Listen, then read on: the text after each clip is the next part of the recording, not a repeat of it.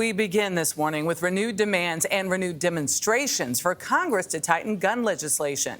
Tens of thousands of people are expected to march in Washington and more than 400 other cities in the U.S. for the March for Our Lives, following the recent mass shootings in New York and Texas. Caitlin Huey-Burns is at the White House with the latest this morning. Caitlin, good morning and welcome to the show. Good morning, Michelle. Good to be with you. Well, thousands of activists are going to be gathered here in Washington and in 450 cities across the country in the wake of shootings in Uvalde and Buffalo. The group is being organized by March for Our Lives, which was founded in the wake of the Parkland shooting in 2018. And organizers say that they're tired of congressional inaction on the nation's gun laws.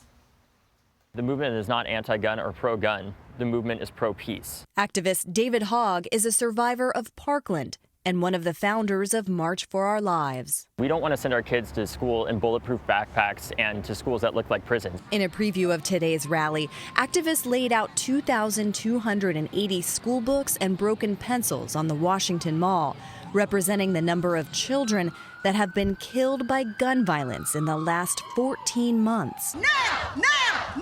Such activism has led to some changes to gun laws at the state level, but federal legislation has long been elusive. To me, the glass is half full. I am optimistic at this moment. On this vote, the yeas are 223.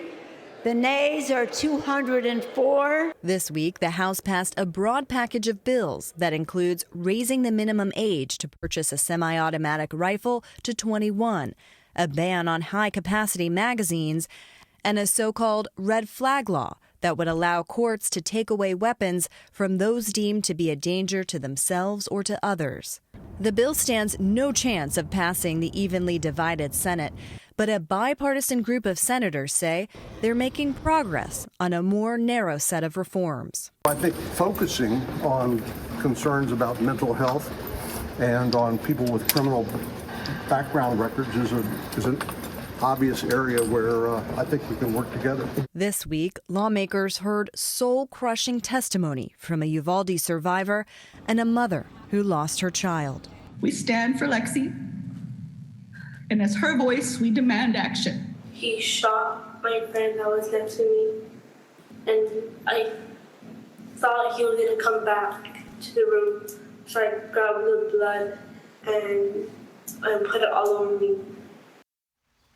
And those testifying on Capitol Hill are another example about how those left behind by gun violence are often thrust into activism. Now, Senate negotiators say that they are hopeful they can hammer out a deal in the next couple of weeks that can actually be signed into law. But we know that the biggest impediment to any such deal is often the passage of time. And that's why activists gathered here in Washington say they're trying to keep the pressure on. Dana? All right, Caitlin, those young survivors, so emotional in that testimony. Thank you very much.